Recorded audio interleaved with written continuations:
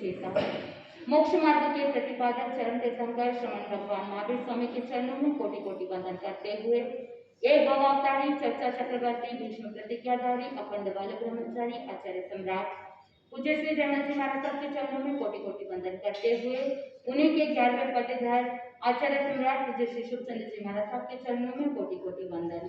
जय दत्ताधिपति व्याख्यान वाचस्पति उग्र विहारी वचन सिद्ध साधक 12वें पट्टेदार आचार्य प्रश्री पार्षद चंद्र जी महाराज साहब गौर तपस्वी उपाध्याय प्रश्री गुमन चंद्र जी महाराज साहब मेरे नाम शास्त्रा के आयाम मम जीवन उद्धारक परम पूज्य गुरुदेव डॉक्टर श्री पदम चंद्र जी महाराज साहब के चरणों में कोटि कोटि वंदन करते हुए सभी गुरु भगवान लोग के चरणों में वंदन करते हैं। गुरुदेव की आज्ञा से आत्मबंधुओं अनंत अनंत ज्ञानी में सर्वज्ञ सर्वदर्शी तीर्थंकर प्रभु महावीर स्वामी जिन्होंने संसार के भव्य प्राणियों को जिनवाणी के माध्यम से मोक्ष का मार्ग बताया। ध्यानम सूत्र के 4वें ध्यान के अंदर 4 प्रकार के मार्ग बताए। मगे चट्टारी पनत तंजहा उज्जू नाव में गे उज्जू उज्जू नाव में गे वंके वंके नाव में गे उज्जू वंके नाव में गे वंके। इस तरह से ध्यानम सूत्र के अंदर 4 प्रकार के मार्ग बताए। वहां पर कहते हैं सबसे पहला मार्ग है उज्जू नाव में गे उज्जू, यानी जो मार्ग होता है वो मार्ग दिखने के अंदर भी सरल होता है, ऋजु होता है और वास्तव के अंदर भी मार्ग ऋजु ही होता है, यानी दिखने में भी ऋजु है और होता भी ऋजु है। यानी ऋजु का मतलब सरल, यानी मार्ग प्रारंभ से लेकर के अंत तक दिखता भी सरल है और जाते हैं तो भी सरल ही है। ऐसे जब आप यात्रा करते हो तो बहुत बार ऐसा होता है कि मार्ग दिखने के अंदर भी सरल होता है, बहुत सीधा सीधा रास्ता होता है और जब चलते हो तो भी सीधा सीधा और सरल होता है। ये पहले प्रकार का मार्ग है। दूसरे प्रकार का मार्ग बताया उज्जू नाम में गे वंके, यानी मार्ग दिखने के अंदर तो रुजु है, सरल है, लेकिन जब चलते हैं तो बहुत ज्यादा वक्र है। यानी वहां पर ज्ञानी जन ने बताया ऐसा मार्ग होता है कि दिखने में तो दूर से सरल दिखता है, लेकिन जब चलते हैं तो बहुत ज्यादा टेढ़ा मेढ़ा रास्ता होता है। कोई भी व्यक्ति ऐसे टेढ़े मेढ़े रास्ते में चलना चाहता है क्या? नहीं चलना चाहता है। तो ये दूसरे प्रकार का मार्ग है जो दिखने में तो ऋजु है, दिखने में सरल है, लेकिन चलते समय बहुत विकट है, बहुत वक्र है। तीसरे प्रकार का मार्ग बताया वंके नाम में गे उज्जू, यानी दिखने में तो वक्र दिखता है, दिखने में तो मार्ग टेढ़ा मेढ़ा दिखता है, लेकिन जब चलने लगते हैं तो सरल सरल और सीधा सीधा दिखता है। तो ये तीसरे प्रकार का मार्ग है जो दिखने में वक्र है लेकिन होता ऋजु है। और चौथे प्रकार का मार्ग बताया वंके नाम में गे वंके, यानी दिखने में भी वक्र है, दिखने में भी टेढ़ा मेढ़ा है और चलते हैं तो भी टेढ़ा मेढ़ा है। आत्मबंधुओं, दिखने में भले ही ऋजु हो या वक्र हो, लेकिन चलने में कैसा होना चाहिए? सीधा सीधा होना चाहिए। चलने में अगर मार्ग सरल हो तो आत्मबंधुओं मंजिल तक आराम से पहुंच जाएगा। ऐसे ही दूसरी अपेक्षा से अगर इसका चिंतन करें तो बहुत बार ऐसा होता है कि जब आप यात्रा प्रारंभ करते हैं तो शुरुआत के अंदर तो रास्ता सरल होता है, लेकिन आगे चल करके भी एंड तक भी सरल हो। वो पहले प्रकार का मार्ग है कि स्टार्ट से लेकर के एंड तक भी मार्ग क्या है? सरल है। लेकिन दूसरे प्रकार का मार्ग ऐसा होता है कि स्टार्टिंग में जब आपने यात्रा प्रारंभ करी उस समय तो सरल था, लेकिन जैसे जैसे यात्रा आगे बढ़ती जाती है वैसे वैसे वो रास्ता सरल नहीं होता, वो रास्ता टेढ़ा मेढ़ा हो जाता है।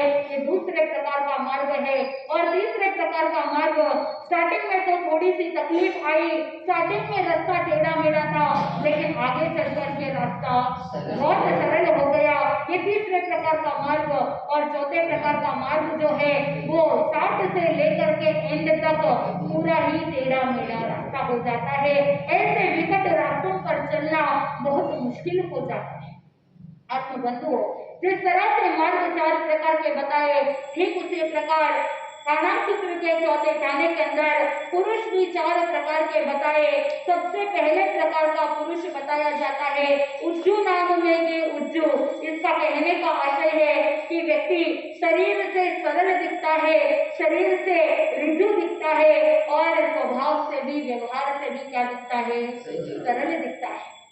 आत्मबंधुओं, पहले प्रकार का पुरुष जिसका तन भी सरल है और मन भी सरल है, और ज्ञानी जन ने कहा कि जिसका तन और मन दोनों सरल हो वो मोक्ष की मंजिल को प्राप्त कर सकता है। सरलता से ही मोक्ष की मंजिल पाई जा सकती है।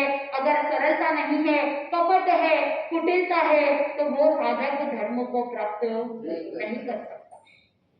ज्ञानी जन ने कहा कि सरलता कैसी होनी चाहिए, एक बालक के समान होनी चाहिए। आत्मबंधुओं, आचार्य भद्रबाहु ने बालक के 4 लक्षण बताए। सबसे पहला लक्षण है सरलता। बच्चे ने माँ से पूछा कि माँ, कृष्ण का कलर कौन सा है, कृष्ण के चेहरे का रंग क्या है, उसके शरीर का रंग क्या है। माँ ने कह दिया कि बेटा, कृष्ण का रंग क्या है, श्याम वर्ण है, कृष्ण का रंग जो है काला है। तो फिर वो बच्चा सरलता के साथ कहता है कि माँ, अगर कृष्ण का रंग काला है, कृष्ण का मतलब ही क्या है, काला है, तो फिर माँ सभी लोग हरे कृष्णा क्यों कहते हैं। बच्चे ने सरलता से कह दिया कि हरे का मतलब क्या है, ग्रीन, हरा रंग। जब कृष्ण का कलर काला है तो फिर लोग हरा क्यों कहते हैं। ये बच्चों के अंदर सरलता होती है, बालक के अंदर ऐसी सरलता होती है। आत्मबंधुओं, बालक जैसा है हूबहू वैसा का वैसा बता देते हैं। एक राज्यसभा के अंदर राजा ने एक बार चिंतन किया कि मेरे राज्य के अंदर तो सबसे अच्छे से अच्छी वस्तुएं हैं, सब कुछ है, लेकिन क्या कमी है। अगर कोई बाहर गांव से आए, दूसरे राज्य से आए, तो ऐसा वस्तु होना चाहिए जिससे आकर्षण पैदा हो। आत्मबंधुओं, आज के जमाने में भी कोई प्रदेश से, विदेश से कोई व्यक्ति अपने देश के अंदर आते हैं तो सरकार क्या देखती है कि टूरिज्म के लिए और हेरिटेज मेंटेन करने के लिए कुछ ना कुछ ऐसे टूरिस्ट को अट्रैक्ट करने के लिए क्या करते हैं, कभी म्यूजियम बनाते हैं, तो कभी कुछ ऐसे इतिहास को रिप्रेजेंट करने के लिए कुछ ऐसी चित्रशाला बनाई जाती है, म्यूजियम बनाया जाता है, प्लानिटेरियम आदि अनेक आकर्षण पैदा करने की वस्तुएं बनाई जाती है, जिससे बाहर गांव के जो भी टूरिस्ट होते हैं उनको अट्रैक्ट कर सके, रेवेन्यू जनरेट कर सके, इकोनॉमी को बढ़ा सके। राजा ने सोचा कि मेरे राज्य के अंदर किसी चीज की कोई कमी नहीं, युद्धशाला है, व्यायामशाला है, बड़े बड़े तालाब है, बड़े बड़े उद्यान है, गार्डन है, पार्क है और मनोरंजन के लिए भी सब कुछ है, लेकिन ऐसा क्या है जो मेरे राज्य के अंदर नहीं है। मंत्री से विचार विमर्श किया, मंत्रणा की तो पता चला कि उस राज्य के अंदर एक चित्रशाला नहीं है, वहां पर जो चित्रकला को रिप्रेजेंट करने का एक म्यूजियम होना चाहिए, वो चित्रशाला नहीं है। तो उस समय राजा ने ऐलान कर दिया कि सबसे बड़े से बड़े आर्टिस्ट को बुलाया जाए और उन आर्टिस्टों के माध्यम से एक चित्रशाला बनाई जाए, ऐसी चित्रकला रिप्रेजेंट करे और सबसे अच्छी चित्रकला जो प्रेजेंट करेगा वो उसको इनाम दिया जाएगा। तो उस नगर के अंदर 2 आर्टिस्ट आते हैं, एक का नाम होता है चित्रकार और दूसरा होता है विचित्रकार। आत्मबंधुओं, चित्रकार के बारे में सुना तो पता चल गया कि चित्रकार क्या करेगा, चित्र बनाएगा। तो दूसरी तरफ एक व्यक्ति आया था जिसको लोग विचित्रकार कहते थे। वो कुछ अपनी टैलेंट से ऐसा करता था कि जो विचित्र विचित्र दिखाई देता था। आत्मबंधुओं, राजा ने अपने टूरिस्ट को अट्रैक्ट करने के लिए, राज्य की शोभा बढ़ाने के लिए चित्रकार को भी बुला दिया, विचित्रकार को भी बुला दिया। अब दोनों के बीच में कंपटीशन है। एक तरफ चित्रकार को एक दीवार दे दी और दूसरी तरफ सामने ही विचित्रकार को दीवार दे दी और दोनों के बीच में एक बड़ा पर्दा डाल दिया ताकि चित्रकार और विचित्रकार दोनों एक दूसरे की कला को देख नहीं सके। निश्चित समय दे दिया गया। इधर चित्रकार बहुत अच्छे से अपनी कला का प्रेजेंटेशन कर रहा है, बहुत ही अच्छी पेंटिंग बना रहा है, और दूसरी तरफ देखा जाए तो विचित्रकार ने कोई ऐसी पेंटिंग की नहीं। वहां पर तो वो अपने दीवार को घिसने लग गया, दीवार को इतना तैयार कर रहा है। राजा ने देखा, मंत्री ने देखा, चित्रकार तो अपने चित्र बनाने में व्यस्त है, लेकिन विचित्रकार कर क्या रहा है? उसने ना तो कोई पेंटिंग बनाई, ना ही कोई चित्रकला का रिप्रेजेंटेशन किया। वो तो बस अपने इस दीवार को क्या कर रहा है, इस दीवार को चमकाने की कोशिश कर रहा है।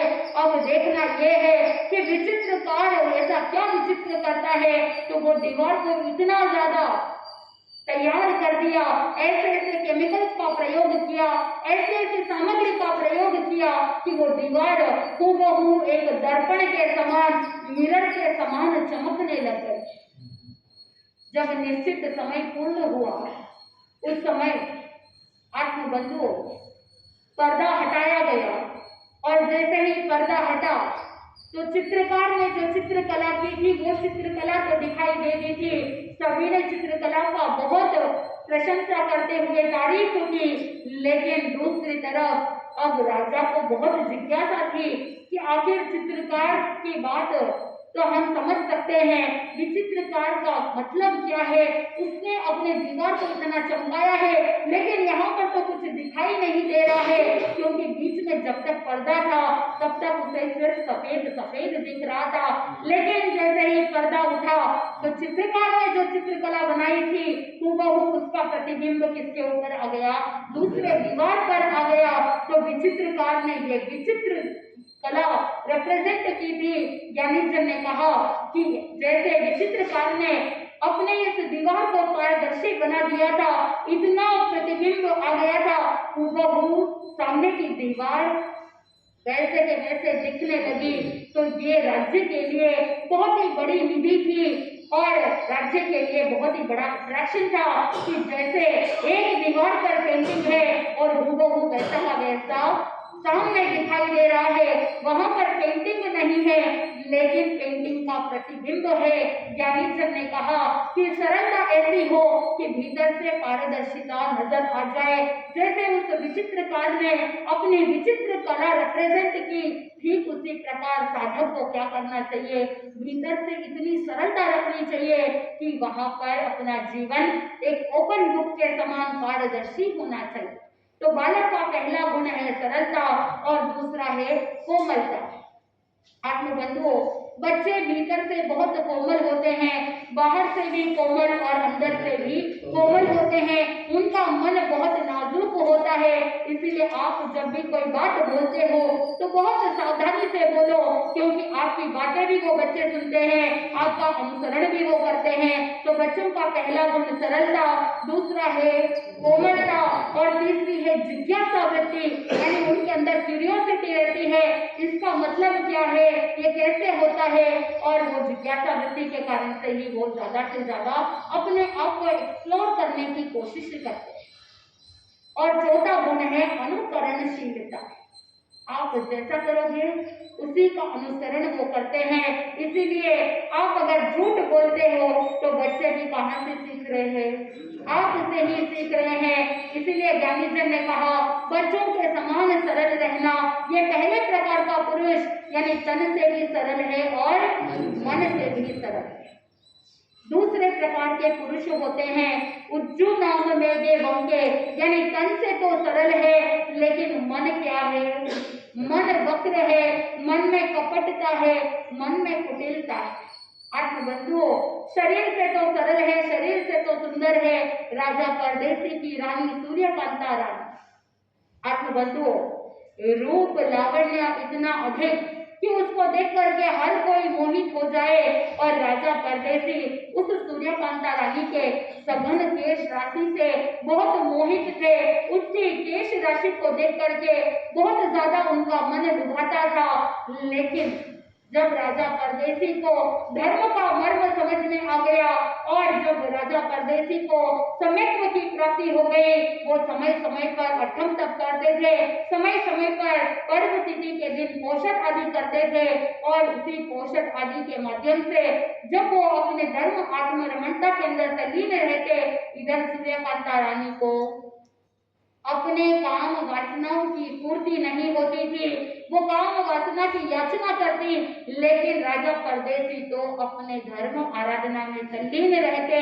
इधर सूर्यकांता रानी ने सोचा कि ऐसे तो मेरे राजा अब कोई काम के नहीं रहे, मेरी इच्छाएं तो पूर्ति होने वाली नहीं है, इसीलिए मुझे कुछ करना चाहिए।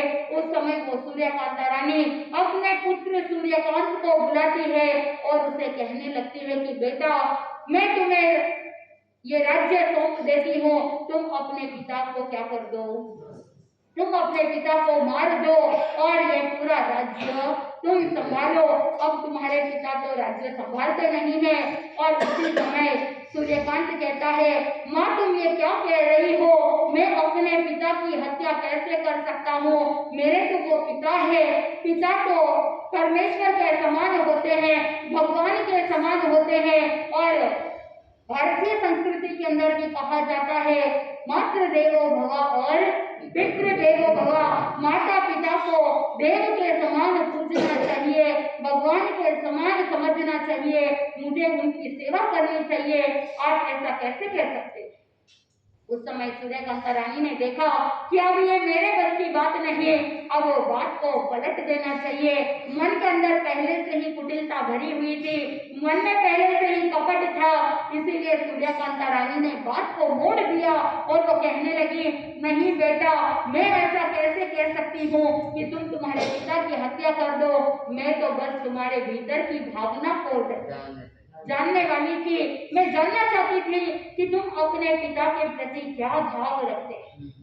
तुम जाओ और तुम आराम से अपने जीवन को आगे बढ़ाओ। इस तरह से सूर्यकांता रानी ने बेटे को तो भेज दिया, अब वो सोचने लगी मुझे भी कुछ करना चाहिए। संयोग राजा परदेसी का पारना था और उसी पारने के समय में उसने पारने के अंदर जहर मिला दिया और जब राजा परदेसी ने पारना किया तो जहर इतना तीक्ष्ण था कि उसका असर तुरंत ही दिखने को मिल गया। शरीर के अंदर बहुत भयंकर जलन हो रही है, बहुत भयंकर वेदना हो रही है, लेकिन राजा परदेसी के भीतर से धर्म प्रकट हो चुका था और उन्होंने मन के अंदर कहीं पर भी क्रोध या आवेश नहीं रखा। मन के अंदर विचार करने लगे, मेरे इसी भाव के कर्म इसी भाव में उदय में आ रहे हैं। राजा परदेसी को जब तक धर्म का मर्म समझ में नहीं आया था, जब तक राजा को सम्यक्त्व की प्राप्ति नहीं हुई थी, जब तक उसे सत्य की बात पता नहीं चली थी, तब तक वो आत्मा को देखने के लिए राजा परदेसी ने जो अपराधी होते उनको दंड देने के लिए अनेक प्रयोग करता। वो देखना चाहता था कि कहते हैं कि शरीर के अंदर आत्मा है, तो आत्मा अगर शरीर मरता है तो आत्मा कैसे निकलती है, उसे देखने के लिए कुछ अपराधी को ऐसे दंड देता कि वहां पर शरीर का टुकड़ा टुकड़ा कर देता। वो राजा परदेसी देखना चाहता था कि अगर शरीर के टुकड़े टुकड़े करते हैं तो कौन से टुकड़े से आत्मा बाहर निकलती है। लेकिन आत्मा तो अजर अमर अविनाशी है, आत्मा अरूपी है, आंखों को दिखाई नहीं देती और वहां पर कोई टच भी नहीं कर सकता, वर्ण गंध रस स्पर्श नहीं होता है, अरूपी है, जीव है, शाश्वत है, आत्मा को देख नहीं सकते। लेकिन राजा परदेसी जो नास्तिक था, जिसको धर्म के बारे में कोई भी जानकारी नहीं, धर्म पर श्रद्धा नहीं, विश्वास नहीं, आस्था नहीं, तो वो आत्मा को देखना चाहता था। तो कभी कोई अपराधी आता तो उसको मृत्यु दंड देने के लिए वो ऐसे बक्से के अंदर बंद कर देता कि जहां से कोई भी रास्ता बाहर निकलने के लिए नहीं है। वो इस तरह से वैक्यूम क्रिएट किया जाता, वहां पर हवा का एक इतना सा भी ऑक्सीजन अंदर नहीं जाए। और राजा परदेसी सोचता, अब मैं देखना चाहता हूँ कि जब इसका दम घुटेगा, ये बिना ऑक्सीजन के मर जाएगा, तो फिर आत्मा कहाँ से निकलेगी? यहाँ पर कोई भी दरवाजा नहीं है। जब दरवाजा नहीं है तो फिर आत्मा कहाँ से निकलेगी? तो वो देखना चाहता था।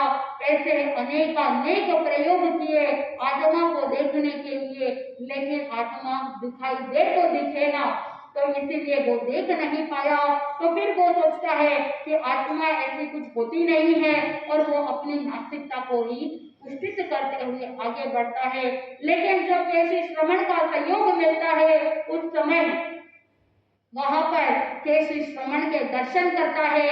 लेकिन ज्ञानी जन कहते हैं कि पहले तो वो मानने को तैयार नहीं, वो तर्क कुतर्क करता है, लेकिन केशी श्रमण उन्हें समझाते हैं कि जिस तरह से दीपक की लो होती है, तो एक छोटे से बक्से के अंदर दीपक को रखा जाता है, तो वो सिर्फ दीपक तक ही रोशनी मिलती है, उस बक्से तक ही रोशनी मिलती है।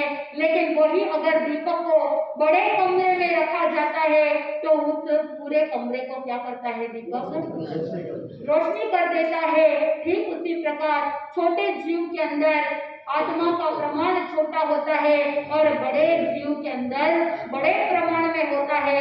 शरीर प्रमाण आत्मा होती है। और जिस तरह से अनेक उदाहरण देकर के राजा परदेसी को केशी श्रमण ने समझाया कि आप वायु को देख नहीं सकते, क्या वायु को स्पर्श कर सकते हैं?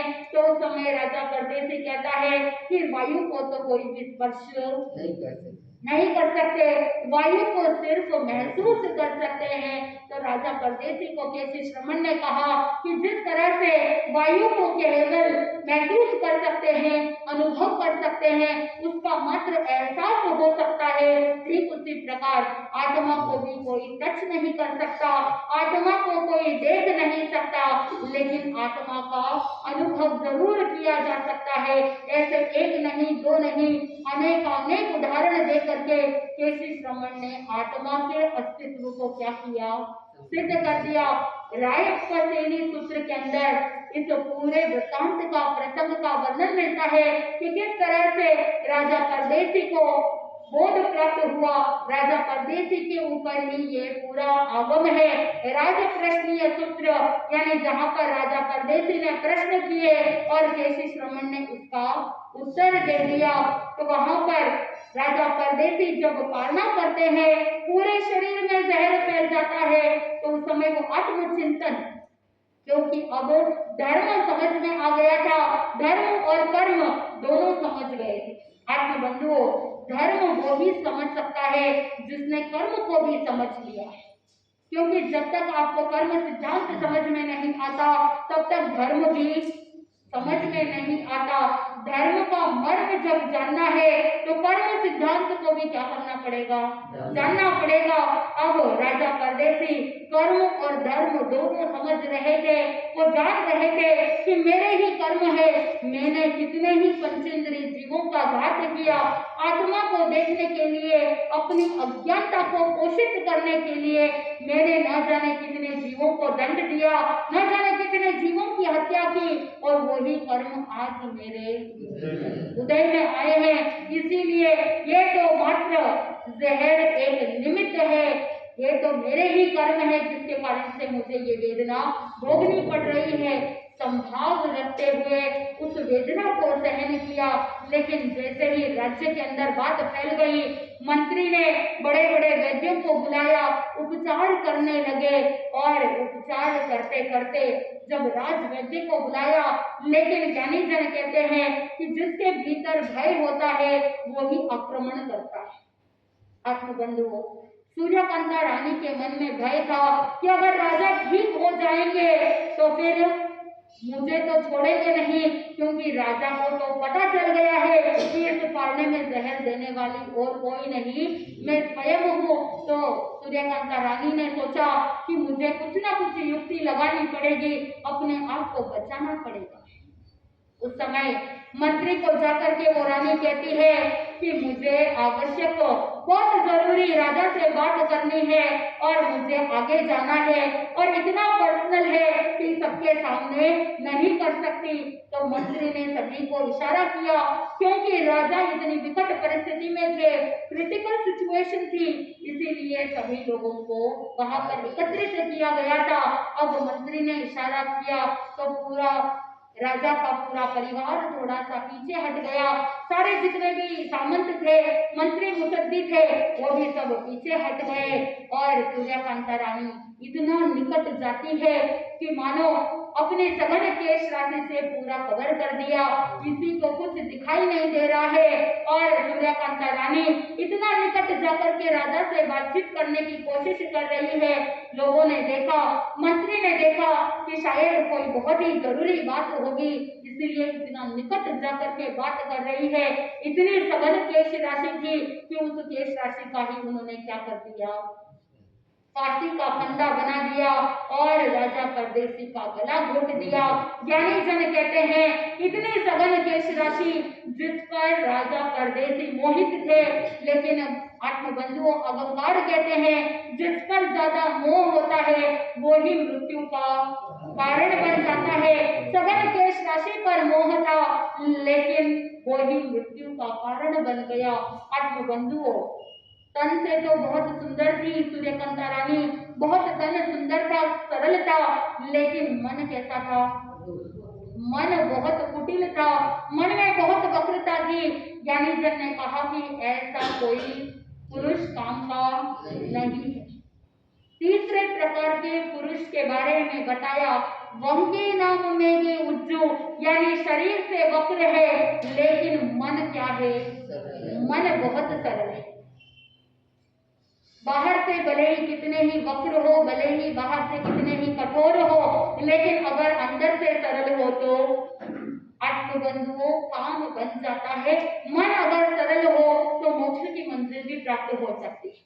जैसे बादाम होती है, बादाम बाहर से कठोर होती है लेकिन अंदर से नरम होती है, तो वो खाई जा सकती है। लेकिन आप सोचो कि अगर बाहर से भी कठोर हो और अंदर से भी कठोर हो तो वो बहुत विकट हो जाता है। जैसे शिक्षक अपने विद्यार्थी को डांटते हैं, वहां पर दंड देते हैं, लेकिन मन में कैसी भावना होती है, मन में सरल भावना होती है और वहां पर हित की भावना होती है। माँ बच्चे को कड़वी दवाई देती है, वहां पर दवाई भले ही कड़वी हो लेकिन मन में भावना कैसी है, हित की भावना है, सरलता की भावना है कि उसका बच्चा ठीक हो जाए। आत्मबंधुओं, तीसरे प्रकार का पुरुष जो तन से वक्र है लेकिन मन सरल है। अष्टावक्र ऋषि का वर्णन मिलता है कि उनका शरीर बहुत कुरूपवान था, टेढ़ा मेढ़ा था, वक्र था, लेकिन बहुत बड़े विद्वान थे। एक बार राजा जनक ने आत्मज्ञानियों की सभा बुलाई, वहां पर बड़े बड़े विद्वान, बड़े बड़े पंडित वहां पर सभा में उपस्थित हुए। राजा जनक ने आत्मज्ञानियों की सभा बुलाई थी, तो यहाँ पर अष्टावक्र ऋषि भी पधारे और जैसे ही उस सभा के अंदर अष्टावक्र ऋषि अंदर आए तो वहां पर सभी लोग हंसने लगे, मजाक उड़ाने लगे।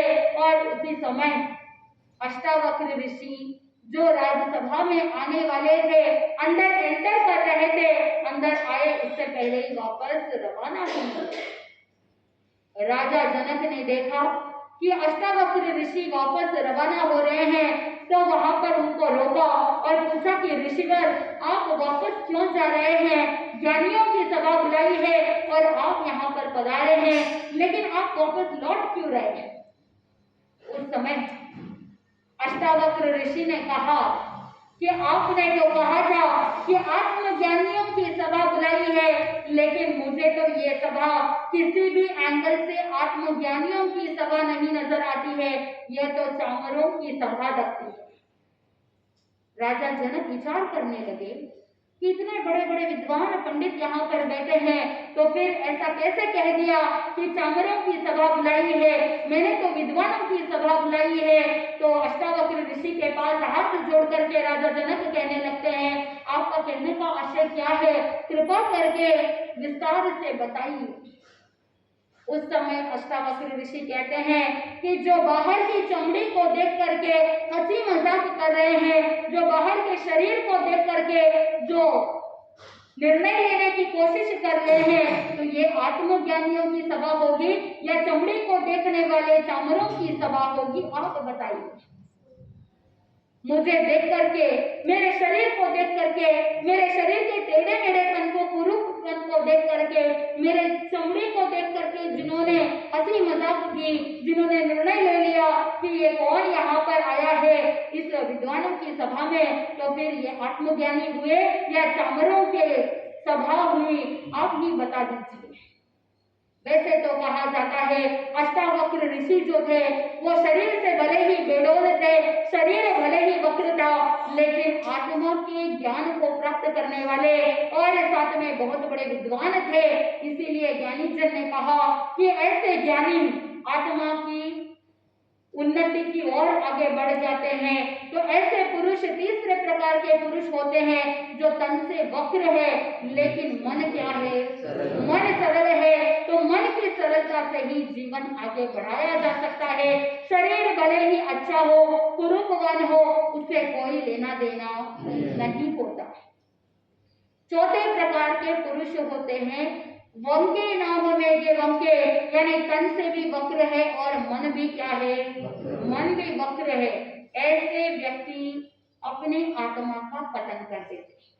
ज्ञानी जन ने कहा कि जो तन से भी वक्र है और मन से भी वक्र है, ऐसे जीव आत्मा का भला नहीं कर सकते।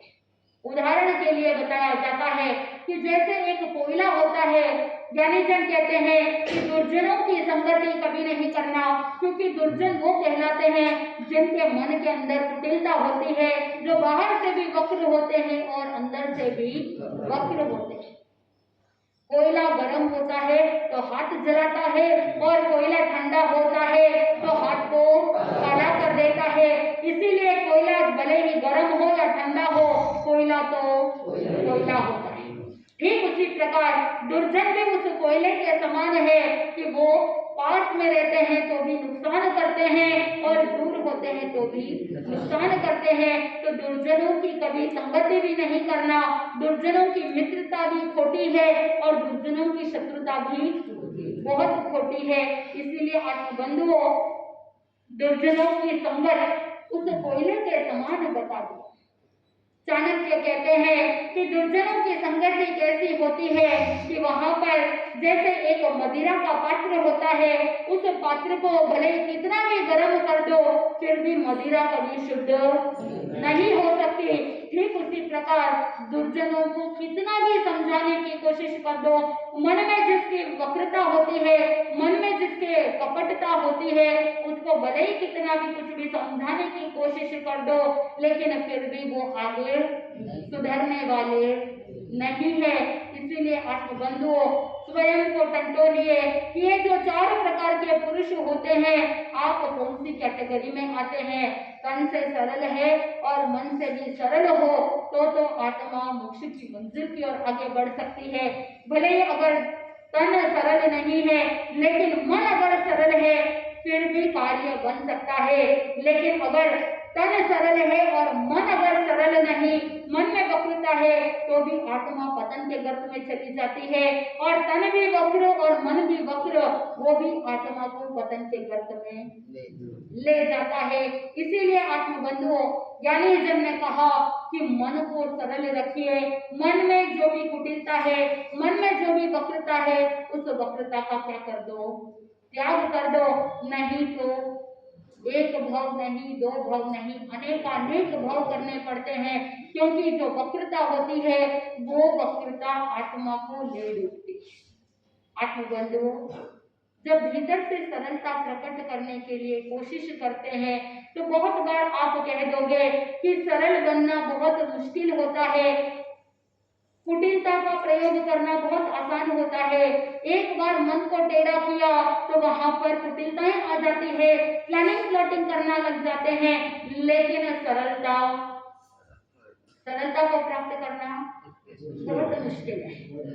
जैसे वो विचित्रकार होता है, वो भूमिका को तैयार करता है, उस दीवार को तैयार करता है, उस दीवार को पारदर्शी बनाता है, ठीक उसी प्रकार सरलता को भीतर से प्रकट करने के लिए अपने इस मन को क्या करना होगा?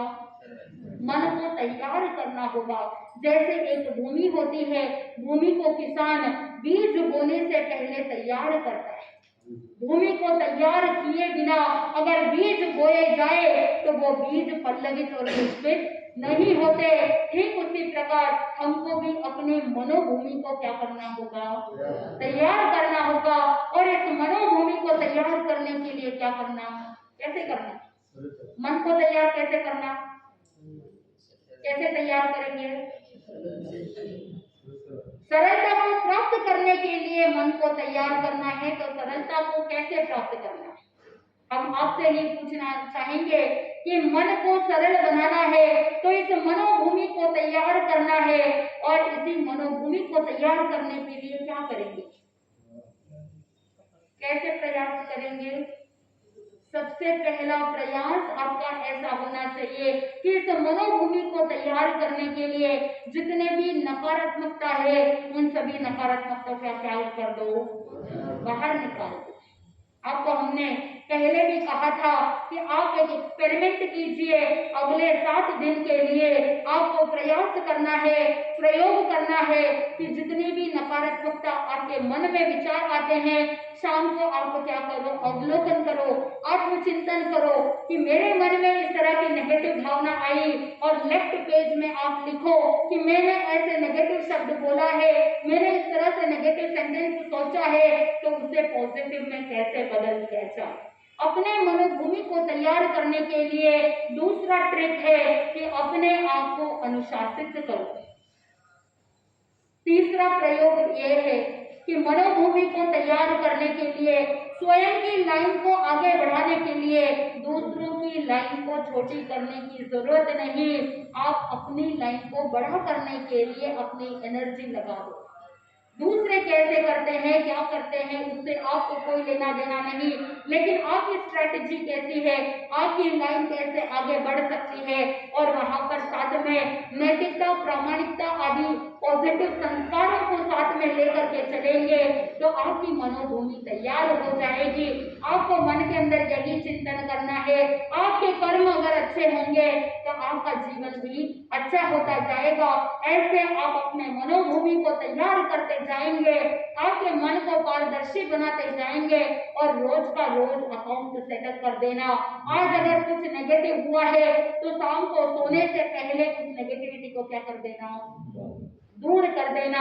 जब आप अपने शयन कक्ष में सोने के लिए जाते हो तो सोने से पहले अपने क्या कर दो? दिन भर के जो भी नेगेटिविटी है, दिन भर का जो भी अकाउंट आपको सेटल करना है, जिनसे भी आपने कुछ जोर से बोला हो, किसी के साथ मन मुटाव हुआ हो, तो रात्रि के समय सोने से पहले आत्मचिंतन करते हुए, मन से भाव से क्षमा याचना करते हुए, अपने माइंड को बिल्कुल रिलैक्स करके, माइंड को बिल्कुल शांत करते हुए अगर आप अपने शयन कक्ष में जाते हो तो नींद भी अच्छी आएगी, अनिद्रा की समस्या भी नहीं होगी, और मन में कचरा भी नहीं भरेगा।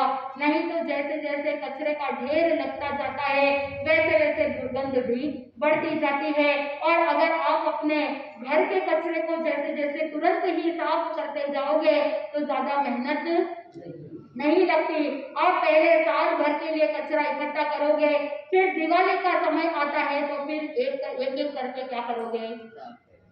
साफ करने की कोशिश करोगे। अगर पहले से ही कचरा रखोगे ही नहीं, पहले से ही जितना आवश्यक है उतनी ही सामग्री रखोगे, तो फिर उसके लिए अलग से एक्स्ट्रा क्लीनिंग करने की जरूरत नहीं पड़ती। पहले कचरा भरना ही क्यों, फिर क्लीन करने की कोशिश करनी ही क्यों? पहले से ही डे टू डे, डेली अगर आप क्लीन करते जाओगे तो फिर एक्स्ट्रा प्रयास करने की जरूरत, टाइम वेस्ट करने की जरूरत नहीं पड़ेगी। फिर बाद में तनाव आदि मेंटल जो जो भी बीमारियां होती है वो सारी मनोग्रस्त बीमारियां आपके घर कर जाती है और फिर बाद में आप इधर उधर ढूंढते फिरते हो। कभी किसी मुल्ला मौलवी के पास जाते हो, कभी किसी तांत्रिक के पास जाते हो, कभी कोई ज्योतिषी के पास जाते हो, कभी कहाँ चले जाते हो, कभी कहाँ चले जाते हो, लेकिन मन को शांति की अनुभूति नहीं होती। लेकिन अगर आप अपने मन को स्वस्थ रखोगे, मन को सरल रखोगे, तो फिर इधर उधर भटकने की कोई जरूरत नहीं है। फिर बाद में अगर एक सामायिक भी शुद्ध करोगे तो वो इतनी अच्छी होगी कि वो एक सामायिक भी आपके जीवन के लिए एनर्जी बूस्टर बन जाएगी। तो आप अपने आप को सशक्त बनाइए, आप अपने आप को एनर्जाइज कीजिए ताकि आप अपने जीवन को आगे बढ़ा सकते हैं। तो आज का आपका ये संकल्प होगा कि आप प्रतिदिन ज्यादा से ज्यादा सरलता की ओर आगे बढ़ेंगे तो इस भव पर भव आनंद की प्राप्ति होगी। इसी मंगल भावना के साथ आनंद ही आनंद बोलिए श्री जैन धर्म की जय।